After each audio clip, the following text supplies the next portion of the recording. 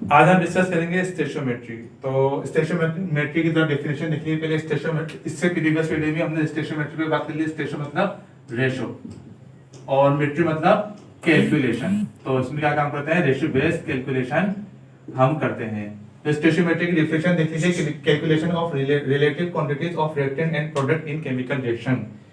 Chemical reaction में reactant और product के दरमियान क्वांटिटीज को कैलकुलेट करने को हम स्टेशियोमेट्री कहते हैं। ये एक क्वांटिटेटिव एनालिसिस, जैसे हमारे पास एनालिसिस होते हैं, एनालिसिस हमारे पास दो किस्म के होते हैं, कैलकुलेटिव एनालिसिस और क्वांटिटेटिव एनालिसिस। तो हम समझ लें इसमें एक किस्म का क्वांटिटेटिव एनालिसिस करते हैं। अब जरा देखिए स्टेशियोमेट्री में हमारे पास रिलेशनशिप्स होते हैं। हमारे पास तीन किस्म के रिलेशनशिप होते हैं, मास mass relationship, mass volume relationship और वॉल्यूम वॉल्यूम रिलेशनशिप। तो ये हमारे पास तीन किस्म के रिलेशनशिप्स है स्टेशियोमेट्री में। तो मास मास रिलेशनशिप है सबसे पहले, यानी इसमें क्या होगा, मास गिवन होगा, मास रिक्वायर्ड होगा। इसमें मास गिवन होगा, वॉल्यूम रिक्वायर्ड होगा। इसमें वॉल्यूम गिवन होगा, वॉल्यूम रिक्वायर्ड होगा। अब इसमें इनको इन रिलेशनशिप्स को कैलकुलेट करने के लिए हमारे पास कुछ तरीके होते हैं, चार तरीके होते हैं। पहला हमारे पास होता है यूनिटरी मेथड। एक होता है हमारे पास क्या, यूनिटरी मेथड। नंबर 2 हमारे पास क्या होता है, फैक्टराइजेशन मेथड कह दीजिए, फैक्टराइजेशन मेथड, इसको कैलकुलेट करने का। नंबर 3 क्या होता है हमारे पास, रेशियो मेथड।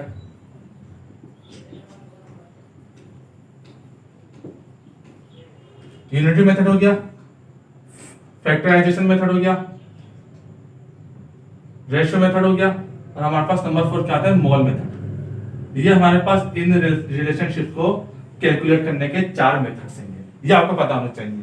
हम जो अपनी इक्वेशन सोल्व करेंगे रिलेशनशिप्स की, तो वो एक यूनिटरी मेथड के जरिए सोल्व करेंगे और एक मोल मेथड के जरिए सोल्व करेंगे। अगर आपको पेपर में सवाल आ जाए, और लाजमी आता है ये सवाल, तो आप यूनिटरी मेथड के जरिए कैलकुलेट कीजिएगा। मोल मैं आपको मेथड सिखा दूंगा, मगर आप इसके जरिए कैलकुलेट नहीं कीजिएगा। आपको बाउंड नहीं किया जाता, आपको एक इक्वेशन दे दी जाएगी, जैसा कि अभी बता दूंगा, उसको आप कैलकुलेट करेंगे, तो उसको आपको बाउंड नहीं किया जाता कि ना इसको मेथड बताया जाता है, जैसे फैक्टराइजेशन की मेथड के जरिए करें, रिलेशन रेशियो मेथड के जरिए करें। तो आपको जो है सोल्व करना होती है, तो मैं आपको रेशियो मेथड के जरिए करा दूंगा, आप इसी मेथड के जरिए सोल्व कीजिएगा। और मैं इसके अलावा मैं आपको कौन सा, मोल मेथड करा दूंगा। ये दो मेथड मैं आपको कराऊंगा, इन दोनों मेथड के जरिए किसी एक के जरिए आप सोल्व कीजिएगा सवाल। रेशियो मेथड के जरिए करेंगे तो ज्यादा बेहतर होगा, ये ज्यादा आसान है। तो मिसाल के तौर पर आपको एक इक्वेशन दे दी गई N2 + 3H2 2NH3, आपको एक केमिकल समझ लें बैलेंस इक्वेशन दे दी गई है। अब ये बैलेंस इक्वेशन पहले आपको पता होना चाहिए कि एक बैलेंस इक्वेशन हमें क्या क्या बताती है। तो वो हमें कुछ बातें बताती है, हमें बताती है मोल के बारे में बताती है, इन टर्म ऑफ मोल हमें बताती है, इन टर्म ऑफ मास हमें बताती है, और इन टर्म ऑफ वॉल्यूम हमें बताती है। यानी कि कैसे, मिसाल के तौर पर हम देखें इसमें मोल कितना है, तो यहाँ देखिए आप,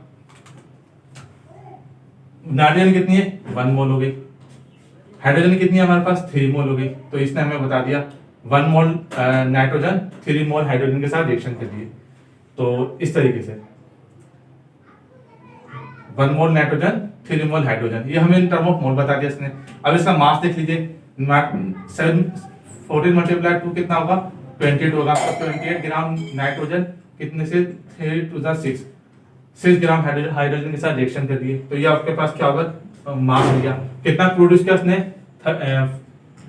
17 और 34 ग्राम अमोनिया प्रोड्यूस किया। ये मास की इन टर्म ऑफ मास हमें बता दिया। अब जरा देखिए इन टर्म ऑफ वॉल्यूम, जितने मोल होंगे उतने वॉल्यूम होगा। 1 मोल है अगर, तो एक ही डेसीमीटर क्यूब क्या होगा इसमें, वॉल्यूम होगा। ये 3 मोल है तो इसमें 3 डेसीमीटर क्यूब क्या होगा इसमें, 3 डेसीमीटर क्यूब हाइड्रोजन समझ लिया इसमें। इस तरीके से अब कितना प्रोड्यूस किया, 2 मोल अमोनिया इसने, 2 डेसीमीटर क्यूब अमोनिया इसने क्या काम किया, प्रोड्यूस किया। तो ये आपके पास क्या होगा, इन टर्म ऑफ मोल भी हो गया, इन टर्म ऑफ मास भी हो गया, इन टर्म ऑफ वॉल्यूम भी हो गया। एक केमिकल इक्वेशन आपको ये तीन बातें बताती है। एक इक्वेशन और देख लें, मिसाल के तौर पर आपके पास है H2 + O2, 2H2O बन गया आपके पास। तो ये आपने इक्वेशन बैलेंस कर ली। अब देखिए इन टर्म ऑफ, पहले मोल देख लें, आपको इन टर्म ऑफ मोल क्या बताता है। तो इन टर्म ऑफ मोल क्या बता रहा है, आपके पास 2 मोल हाइड्रोजन है। अच्छा भाई, ऑक्सीजन कितनी है, 1 मोल है। यहाँ वाटर कितना प्रोड्यूस होगा, 2 मोल। इस तरीके से आप इक्वेशन आपको बता रही है। मास देख लें, इन टर्म ऑफ मास आपको क्या बताता है, तो मास देख लें, 4 ग्राम हाइड्रोजन, 32 ग्राम ऑक्सीजन और 36 ग्राम इसमें क्या हुआ, वाटर प्रोड्यूस हुआ।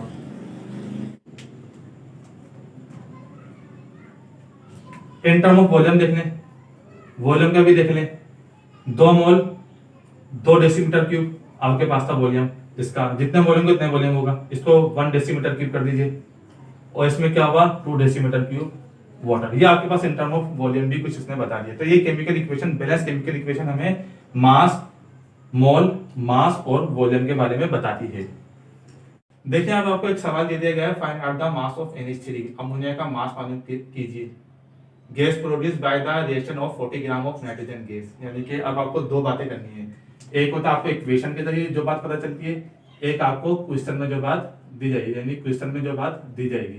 तो मिसाल के तौर पे आप N2 कितना 28 ग्राम, ये आपको इक्वेशन के जरिए पता चल रहा है, कितना है 34 ग्राम अमोनिया प्रोड्यूस किया। अब ये क्या कह रहे हैं कि 40 ग्राम अमोनिया कितना प्रोड्यूस करेगा, ये आपको सवाल दे दिया उन्होंने, कितना दे दिया 40 ग्राम अमोनिया, कितना अमोनिया 40 ग्राम नाइट्रोजन कितना अमोनिया प्रोड्यूस करेगा, ये आपको उन्होंने सवाल दे दिया। यानी हमने क्या काम कहा, 28 ग्राम नाइट्रोजन ने 34 ग्राम अमोनिया प्रोड्यूस किया। अब क्वेश्चन में सवाल क्या पूछा है, क्या क्वेश्चन दिया गया, 40 ग्राम जो है आपको नाइट्रोजन कितना अमोनिया प्रोड्यूस करेगा, ये बात आपसे क्वेश्चन में पूछी गई है। अब आप क्या करेंगे, यही रेशियो मेथड के जरिए इसको सॉल्व करेंगे। इसी मेथड को आपको अप्लाई करना है पेपर में भी। अब आप रेशियो मेथड अप्लाई कीजिए। तो रेशियो मेथड अप्लाई करने के लिए क्या करेंगे, इसको क्रॉस मल्टीप्लाई करेंगे। यानी कि मिसाल के तौर पर जैसा आपको दे दिया उन्होंने 28 ग्राम नाइट्रोजन कितना 34 ग्राम अमोनिया प्रोड्यूस किया। अब आप क्या करेंगे, 40 ग्राम नाइट्रोजन कितना अमोनिया प्रोड्यूस करेगा। तो आप क्या करेंगे, इसको क्रॉस मल्टीप्लाई कर देंगे। जैसे मिसाल के तौर पर 28 34 40 x, इसको क्रॉस मल्टीप्लाई होगा इस तरीके से 28 मल्टीप्लाई x और 40 मल्टीप्लाई 34 x आएगा, 40 मल्टीप्लाई 34 28, तो क्या आएगा आपके पास 48.5 आपके पास आ जाएगा। ये आपके पास क्या है, इसका आंसर आ जाएगा, यानी कि 48.5। इसका मतलब क्या हुआ कि 40 ग्राम हमारे पास नाइट्रोजन ने 48.5 ग्राम अमोनिया प्रोड्यूस किया। इस तरह आप रेशियो मेथड के जरिए सॉल्व करेंगे। इसी मेथड के जरिए आप पेपर में भी सवाल सॉल्व करेंगे। यहाँ एक और सवाल देखिए, find out the mass of H2O by the reaction of 50 gram oxygen gas. यानी 50 ग्राम ऑक्सीजन गैस कितना वाटर प्रोड्यूस करेगी। तो जबकि आपको O2 दे दिया और ये दे दी, इक्वेशन दे दी गई, तो आप पहले बताएंगे कि फ्रॉम इक्वेशन आपको क्या मालूमात हासिल हुई, फ्रॉम इक्वेशन और फ्रॉम क्वेश्चन। तो आप जरा देखिए फ्रॉम इक्वेशन क्या, ऑक्सीजन कितना आपके पास 32 है, 32 ग्राम कितना प्रोड्यूस हुआ, 36 ग्राम वाटर प्रोड्यूस हुआ। अब ये हमें कह रहे हैं कि 50 ग्राम ऑक्सीजन कितना वाटर प्रोड्यूस करेगी, वही हम रेशियो मेथड यहाँ अप्लाई करेंगे। तो आप क्या करेंगे, 32 36, अब ये कहें 50 कितना आपका प्रोड्यूस करेगा, इस तरीके से आप इसको लिख देंगे। तो 50 ग्राम यानी ऑक्सीजन कितना वाटर प्रोड्यूस करेगी, तो वही आप रेशियो मेथड के जरिए इसको सॉल्व करेंगे। 32 डिवाइडेड बाय 36 और 50 डिवाइडेड बाय x, यानी कि वही क्रॉस मल्टीप्लाई होगा, 32 multiply x is equal to 50 multiply 36। तो आप जरा देखिए x चाहिए, 50 मल्टीप्लाई 36 डिवाइडेड बाय 32, तो आपके पास क्या होगा, इसका आंसर आ जाएगा 56.25, ऐसे कुछ आपके पास आंसर आ जाएगा। तो आपके पास क्या होगा कि 50 ग्राम जो ऑक्सीजन थी उसने 56.25 ग्राम वाटर प्रोड्यूस किया। तो ये आपका रेशियो मेथड के जरिए इस तरीके से आप सवाल सॉल्व करेंगे। एक और सवाल देख लीजिए, देखिए find out the mass of NaCO3 sodium carbonate, यानी कि reaction to produce 200 gram of NaCO3। आप जरा देखिए इस तरह से दिखाएंगे NaCO3 कितना आपके पास 106 ग्राम कितना प्रोड्यूस किया आपके पास, जरा देखिए 106, इसका फार्मूला मास कितना 106, यानी Na2CO3 आप कैलकुलेट कर लेंगे। Na2CO3 देख लीजिए इस तरीके से, Na2CO3 23 multiply 2 plus 12 multiply 1 plus 16 multiply 3 48 हो जाएगा, प्लस 12 होगा, प्लस 46 हो जाएगा। तो आप क्या करेंगे 106 AMU इसका आ जाएगा। तो इस तरह आप करेंगे 106 ग्राम Na2CO3 ने 168 ग्राम सोडियम बाइकार्बोनेट प्रोड्यूस किया। अब ये कह रहे हैं कि 200 ग्राम ऑफ NaOCO3 आपके पास आ गया, 200 ग्राम आ गया, कितना Na2CO3 कितना रिक्वायर होगा इसके लिए, ये आपके पास सवाल है।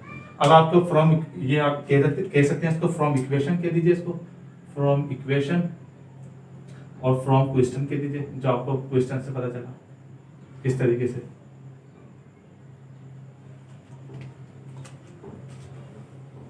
तो आप इसको सॉल्व करना हम शुरू करते हैं। देखिए 106 168 और ये x 200 यानी कितना है ग्राम सोडियम कार्बोनेट ने 200 ग्राम प्रोड्यूस किया। तो आप जरा देखिए 106 168 x अपॉन 200 उसी तरह क्रॉस मल्टीप्लाई कर दीजिए। 106 160 मल्टीप्लाई 200, ये x आपके पास आ जाएगा।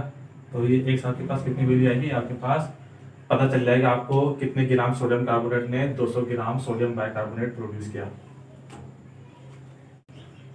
126.190। तो ये आपके पास आंसर आ जाएगा इस तरीके से। तो यानी कि क्या हुआ 106 सोडियम कार्बोनेट ने 168 ग्राम सोडियम बाइकार्बोनेट प्रोड्यूस किया। अब ये क्या कह रहे हैं कि 126.190 सोडियम कार्बोनेट ने 200 ग्राम सोडियम बाइकार्बोनेट प्रोड्यूस किया, ये आपके पास आंसर आ जाएगा।